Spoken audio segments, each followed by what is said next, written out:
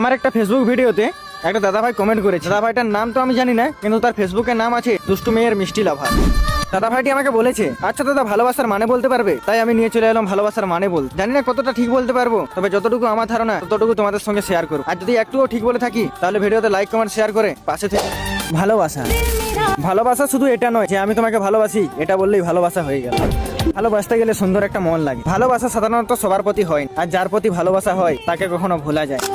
একজন মানুষের সুখে নিজের সুখ খুঁজে পাওয়া, তার দুঃখের সময় তার পাশে দাঁড়ানো, তার প্রতি সম্মান বিশ্বাস আর খেয়াল যখন তুমি রাখতে পারবে তখন বুঝে নিও তার সাথে তোমার ভালোবাসার সৃষ্টি হয়েছে। আর গাইস, আরেকটা কথা না বললেই লয়, এখন ভালোবাসা দু রকমের হয়ে গেছে। তোমরা এখন আমাকে বলবে ভালোবাসা দু রকমের? হ্যাঁ বস, ঠিকই শুনেছ, ভালোবাসা দু রকমের। আগেকার ভালোবাসা আর এখনকার ভালোবাসা। আগেকার ভালোবাসায় কি ছিল জানো? আগেকার ভালোবাসায় ছিল ধৈর্য আর অপেক্ষা, কম কথা হলেও অনুভূতি ছিল গভীর, বিশ্বাস আর সম্মান নিয়ে গড়ে উঠতো এক ভালোবাসার সম্পর্ক। সম্পর্কটা ভেঙে যাওয়ার আগেই মানুষ জীবন দিয়ে সেটা বাঁচানোর চেষ্টা করে, যেমন না ছেড়ে যায়।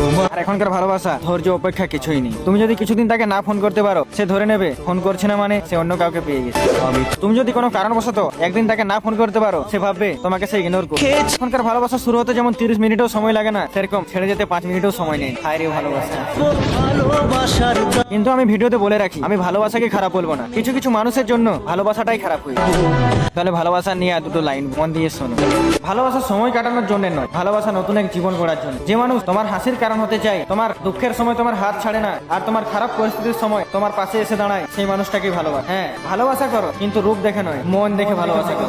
যাকে নিয়ে করলে খেলা, দিলে এই অবহেলা, দেবে সেই চাঁদের আলো।